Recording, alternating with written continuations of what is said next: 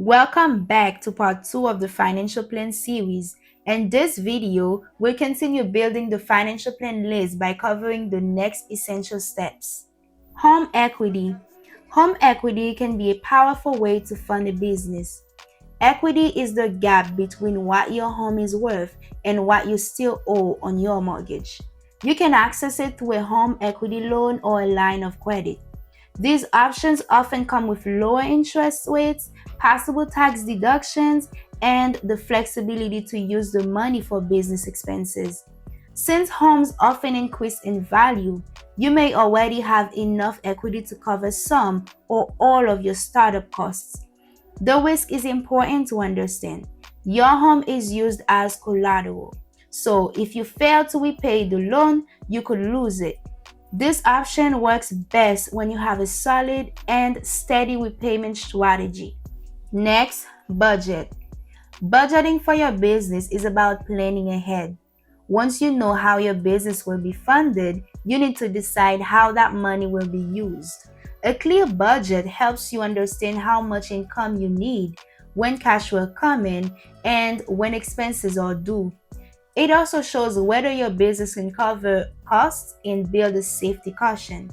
By estimating sales, pricing, work hours, and expenses, you can better manage cash flow and avoid surprises.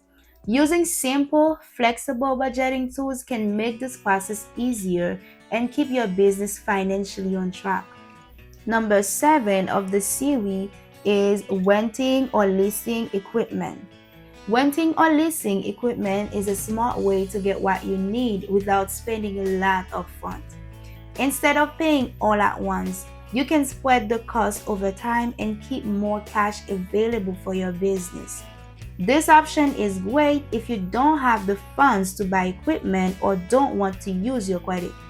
It also makes sense when you only need something short term. You use it, return it, and avoid storage issues. For many entrepreneurs, renting or leasing keeps things flexible and affordable.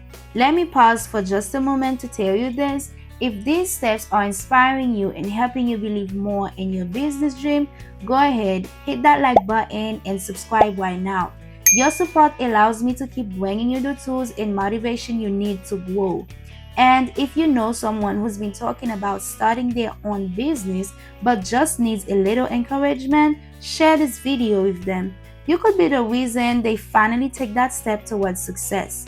Finally, banks and credit unions. Every business needs a checking account. So your bank is a smart place to start when looking for a business loan. Think about how you'll actually use banking services like loans, payment processing, or savings, because offering vary by institution. Credit unions are another great option. They are member-owned and often offer checking accounts, savings, and business loans with more flexible terms. If you qualify to join one, ask about the business services and lending options. That wraps up part 2 of the financial plan list.